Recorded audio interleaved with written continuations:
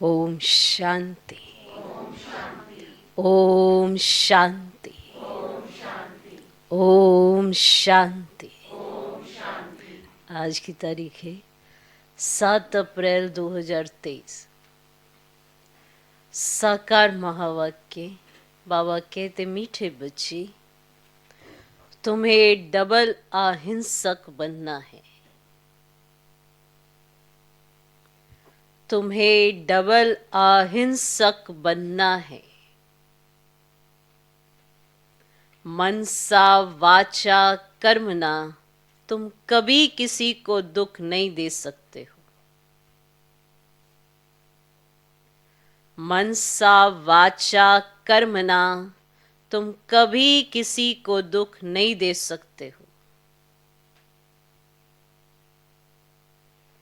बाबा कहते, मीठे बच्चे, तुम्हें डबल अहिंसक बनना है। मनसा वाचा कर्मणा तुम कभी किसी को दुख नहीं दे सकते हो। आज का प्रश्न, कल्प कल्प जिन बच्चों ने बाप से पूरा वर्षा लिया है, उनकी निशानी क्या होगी?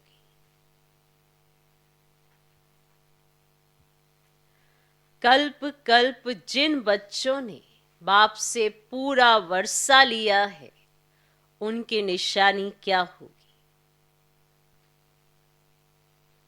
उत्तर, वे पतितों का संग छोड़ बाप से वर्षा लेने के लिए श्रीमत पर चलने लग पड़ेंगे। वे पतितों का संग छोड़ बाप से वर्षा लेने के लिए श्रीमत पर चलने लग पड़ेंगे। बाप का जो पहला फरमान है कि गृहस्थ व्यवहार में रहते पवित्र बनो, इस फरमान पर पूरा पूरा चलेंगे। बाप का जो पहला फरमान है कि गृहस्थ व्यवहार में रहते पवित्र बनो, इस फरमान पर पूरा पूरा चलेंगे। कभी प्रश्न नहीं उठेगा कि आखिर भी दुनिया कैसे चलेगी। कभी प्रश्न नहीं उठेगा कि आखिर भी दुनिया कैसे चलेगी।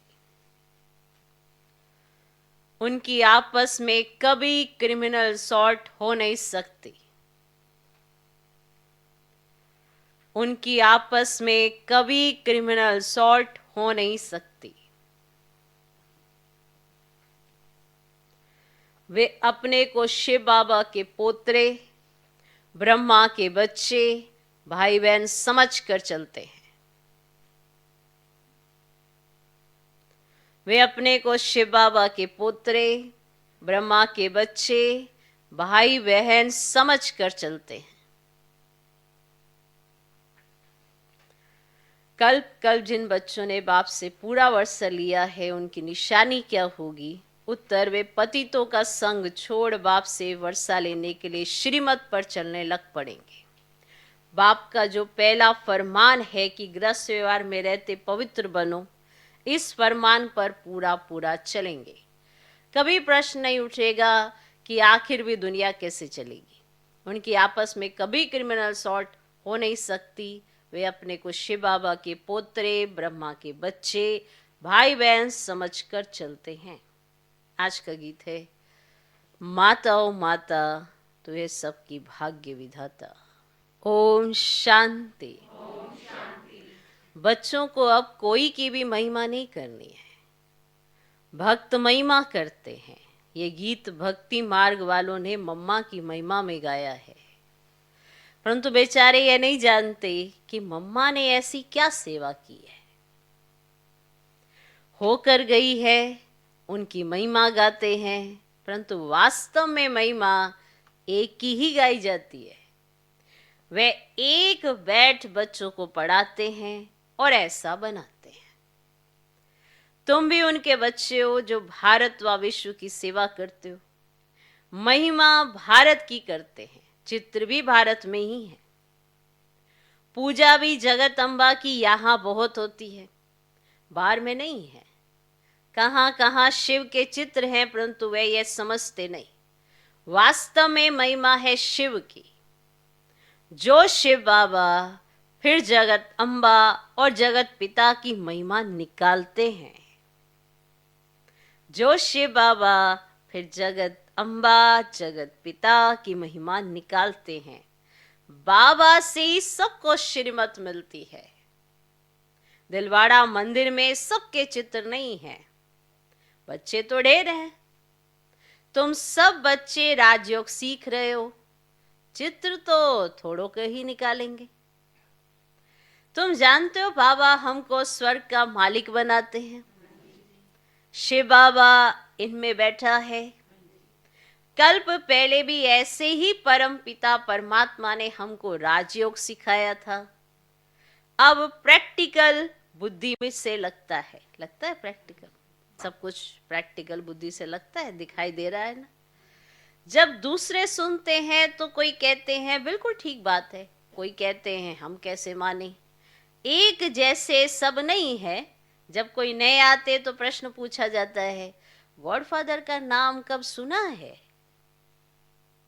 कब भगवान का नाम सुना है।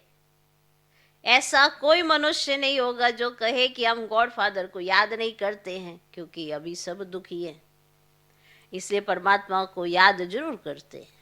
और सतयुग में कोई ऐसा नहीं कहेंगे कि पतित पावन आओ। दुख में सिमरन सब करते हैं, सुख में सिमरे ना कोई। तो दुख में सिमरन किसका करते हैं? एक का। बस सिमरन करते हैं परंतु जानते नहीं, सिर्फ महिमा करते हैं। अब यहाँ तो है सारी धर्म की बात गाया जाता है, रिलीजियस इज माइट। कौन से रिलीजन में इतनी माइट है? सभी रिलीजन में तो इतनी माइट नहीं है। और बाप आकर एक देवी देवता धर्म स्थापन करते हैं। बाबा को कहा जाता है ऑलमाइटी। तो जो धर्म स्थापन करते हैं उसमें भी माइट है।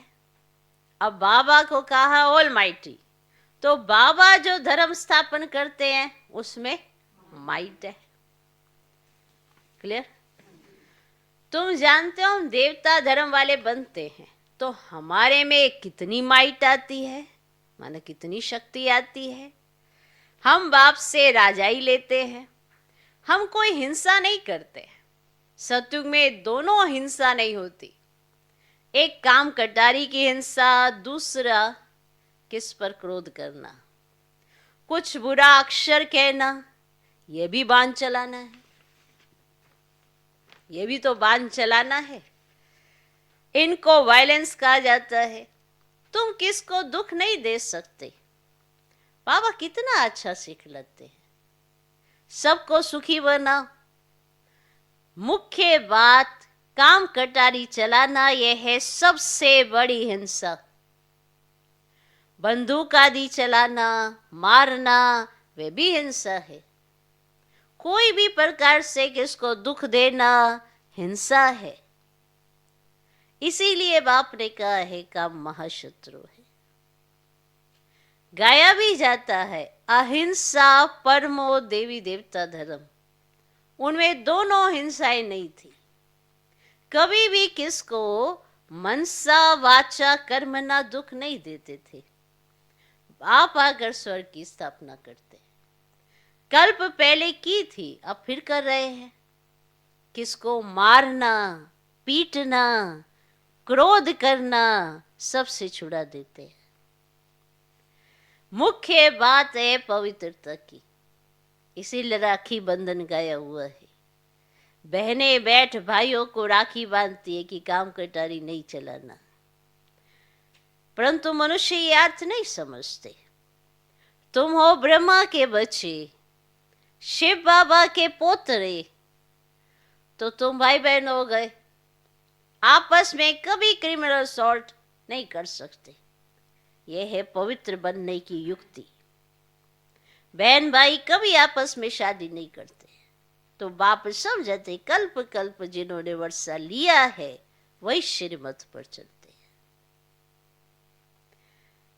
अधर कुमारी कुमारी कन्या का मंदिर भी है, एक अदर कुमारी और कुमारी कन्या का मंदिर भी है। ग्रस्त से निकल फिर बाप के बच्चे बने हैं तो उन्हों को अधर कहा जाता है। ग्रस्त में थे फिर बाबा के बच्चे बने तो उन्हें अधर कहा जाता है। जरूर होकर गए हैं अब फिर प्रैक्टिकल में। ऐसे मत समझो कि हम पवित्र बनेंगे तो सृष्टि कैसे चलेगी। अब ये तो पतित दुनिया हो गई है, अब चाहिए पावन दुनिया। पतित दुनिया तो चलती ही रहती है, बंद नहीं होती है। तो तुम्हें पतितों का संग छोड़ना पड़े। बाबा आकर विकारी दुनिया की रचना बंद कराते हैं।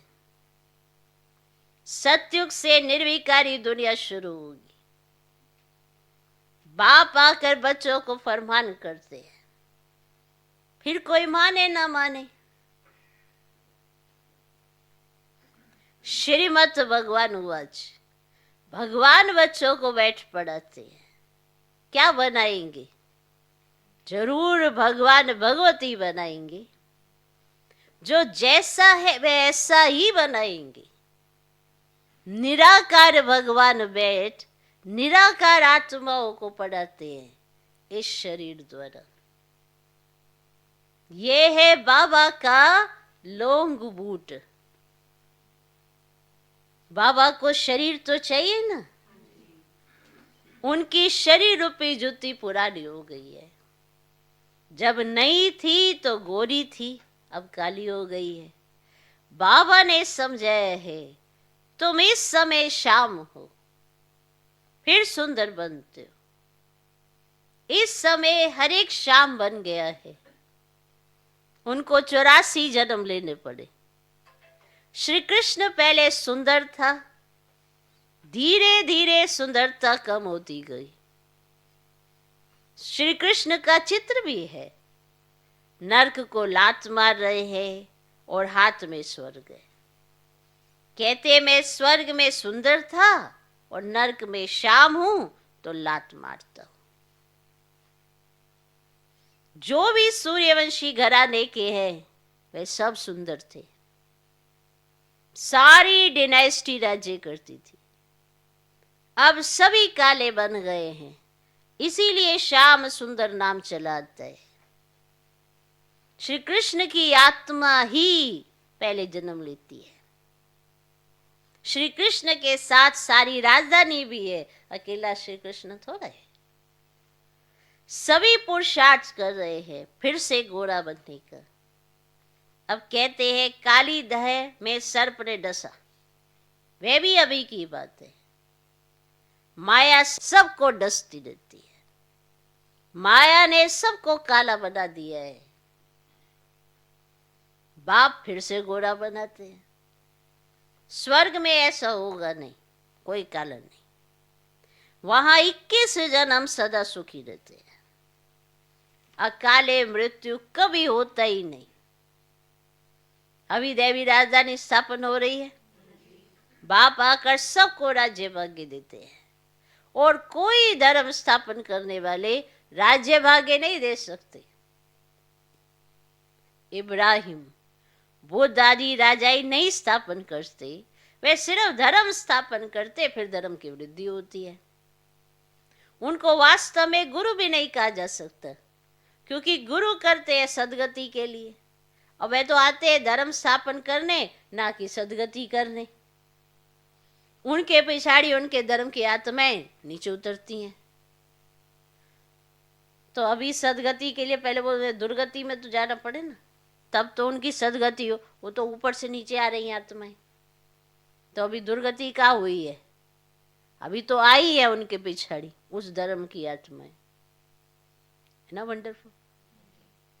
तो गुरु भी वास्तव में कोई कह ही ना सके। जो धर्म स्थापक आते हैं ना, उनको गुरु भी नहीं कह सकते। सबकी सदगति करने वाला एक शिव बाबा है। उनके लिए ऐसे नहीं कहेंगे कि वे जन्म लेते हैं, ये रोंग हो जाता है। वे अवतार लेते हैं। जन्म लेना अर्थात गर्भ में आना। मैं गर्भ से जन्म नहीं लेता हूं, अवतार लेता हूं, परंतु कैसे आते हैं ये कोई समझते नहीं है। मैं परम धाम से आकर इस तन में प्रवेश करता हूं। मुझे शरीर तो चाहिए ना, बात कैसे करूंगा, शरीर तो चाहिए ना, और चाहिए बड़ा शरीर। छोटे तन से तो बात कर ही ना सके। मैं अनुभवी रथ बहुत जन्मों के अंत के जन्म वानप्रस्थ अवस्था में आता हूं। गीता में भी है कि मैं इनके जन्मों को जानता हूं। ये अपने जन्मों को नहीं जानता था, अब तो जानते हैं। एक बार बता देता हूं, पहले यह देवता था, 84 जन्म लेते लेते अंतिम जन्म में है, तब मैंने इसमें प्रवेश किया है। यह है इन कल्याणकारी जन्म। बाबा आकर इनके द्वारा पढ़ाते हैं तो यह माता भी हो गई। वास्तव में यह है माता, परंतु सर्विस पिता के रूप में करते हैं, इसीलिए मम्मा को निमित्त बनाया है। तुम बच्चे भी उनके साथ निमित्त बनते हो और सबको स्वर्गवासी बनने का रास्ता बताते हो।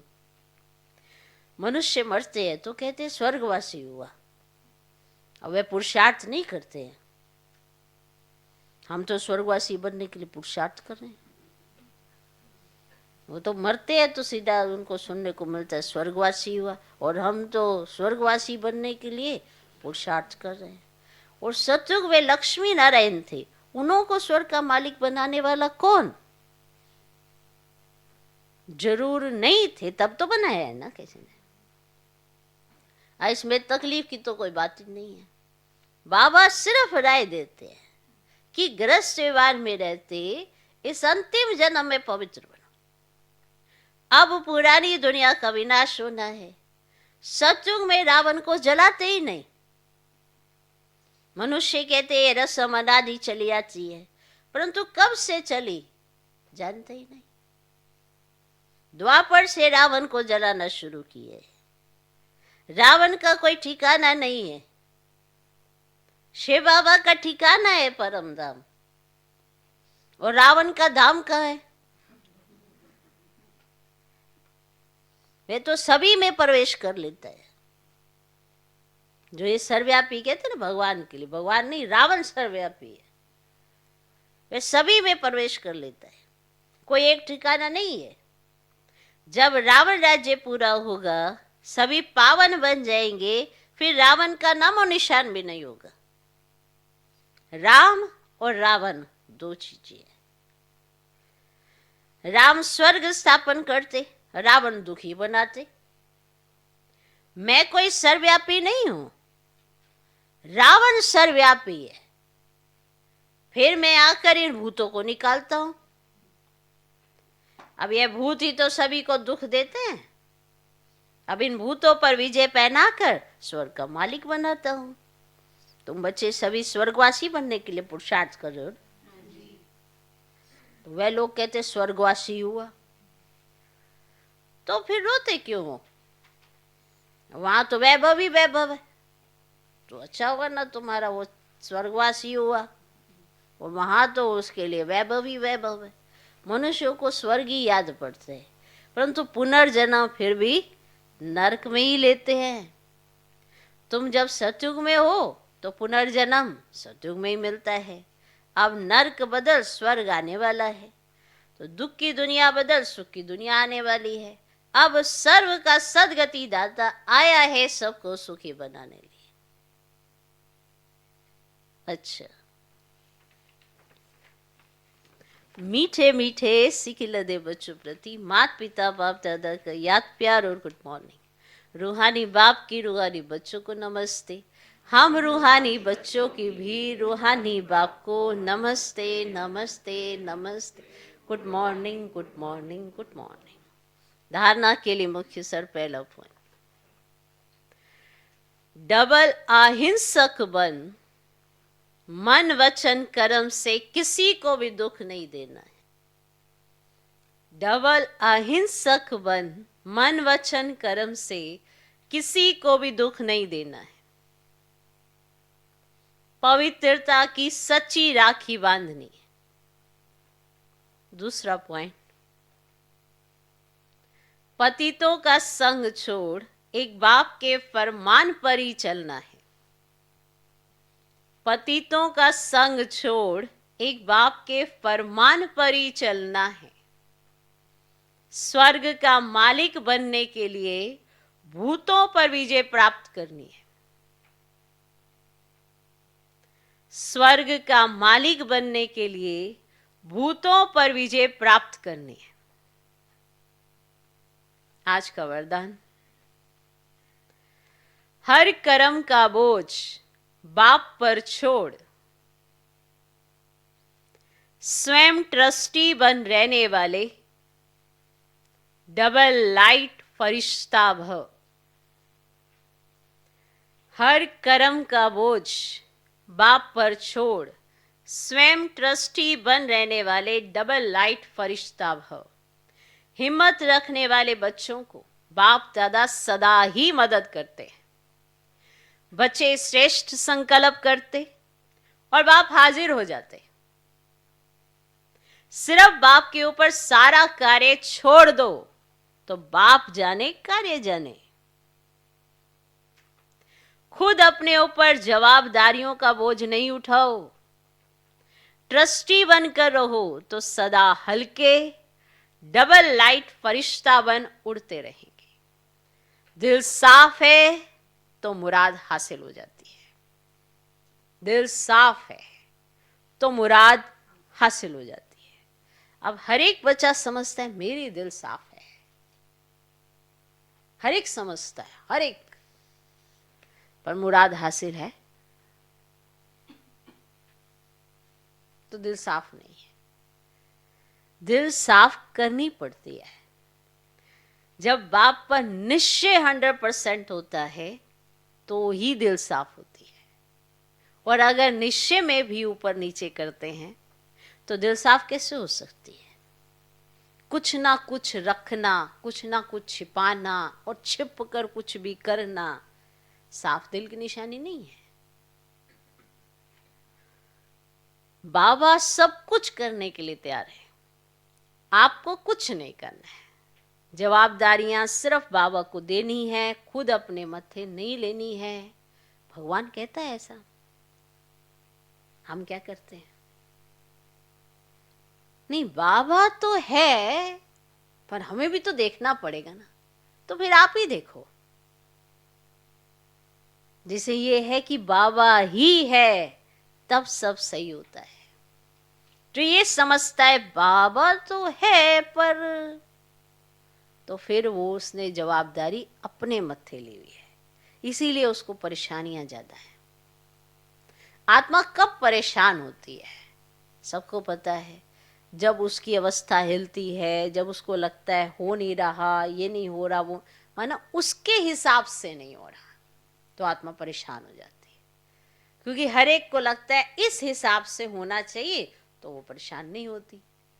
लेकिन आपके लिए जो सही है बाप वही कराना चाहता है, पर आपको थोड़ा सा इधर उधर किया जाए तो परेशानी शुरू हो जाती है। वरना हमें भगवान के जैसा बनना तो है, पर दुनिया में भी तो हमारा नाम मान शान होना चाहिए, वो भी चाहिए। तो सारी परेशानियां अपने सिर पर रखना, और वो भी संगम पर। जब बाबा कह रहे सारी जवाबदारी मेरी है, मैं जिम्मेवार हूं, तो वो बनना पड़ता है, अपना अपने आप को देना पड़ता है, तब जाके। ये थोड़ा कि आप एक फिक्स कर लेंगे बाबा हाँ ठीक है आपकी जवाबदारी है ना, ये कार्य आप कर दीजिए, आप ये कर देंगे ना तो मैं समझ जाऊंगा। आप तो एक छोटी सी चीज के पीछे जा रहे हो, बाबा ने तो आपके लिए बहुत कुछ रखा है। छोटी छोटी चीजों में परेशान हो जाते हो, ये मेरे हिसाब से ऐसे नहीं है तो माना बाबा नहीं है। ऐसे ही होते हैं, बच्चों को ऐसा लगता है कि बाबा अगर हमारे हिसाब से छोटे छोटे हमारे को ऐसे वो सारी चीजें देता जाएगा तो सही है, अगर नहीं तो बाबा भी नहीं है। तो निश्चय में ऊपर नीचे जिसका होता है तो दिल साफ कैसे हो सकती है? मेरा तो बड़ा दिल है, ऐसा करूं वैसा करूं, पर मैं क्या करूं, ऐसा वैसा, पता नहीं कितने ख्यालात चलते हैं। तो दिल साफ कहाँ है? इसीलिए मुराद हासिल नहीं होती। मुराद पर भी लगा दिया जाता है कि इतने समय तक हो जाएगी, तो मानेंगे ना कि बाबा है। तो अपनी सारी जिम्मेवारियां बाबा को देकर ट्रस्टी होकर जियो। मैं करूं, मैं ये करूं, मैं ये करूं, तो देखना भारी रहेंगे। हल्का वही रह सकता है जो करता सब कुछ है, लेकिन याद रखता है कि कौन मेरे साथ है और कौन करा रहा है। वही मेरी सारी जिम्मेवारियां संभाल रहा है, वरना अकेले मैं कहां से संभालूंगा। तो संगम पर तो ये लॉटरी है डायरेक्ट पालना की, कि भगवान मेरे साथ है और भगवान सब कुछ कर रहा है। आपको तो बस अपनी दिल साफ रखनी है, मुराद हासिल हो जाती है। आज का स्लोगन, उमंग उत्साह के पंख साथ हों तो उड़ती कला में उड़ते रहेंगे। देखो, उड़ने के लिए पंखों की जरूरत है, और पंख है उमंग उत्साह के। जिसके पास उमंग है, उत्साह है, वही ऊपर उड़ सकता है ना। पंख तो चाहिए, पंछी भी आप देखते हो उनके पास पंख होते हैं तभी वो उड़ते हैं। बिना पंख के पंछी कहाँ से उड़ेंगे? तो जिसके पास पंख नहीं वो उड़ नहीं सकता। तो जिसके पास उमंग उत्साह नहीं, वो उड़ती कला का अनुभव कैसे करेगा? तो इसीलिए ये दो पंख हैं, उमंग उत्साह।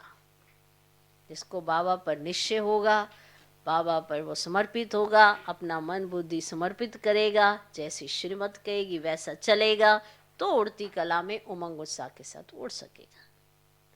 ओम शांति।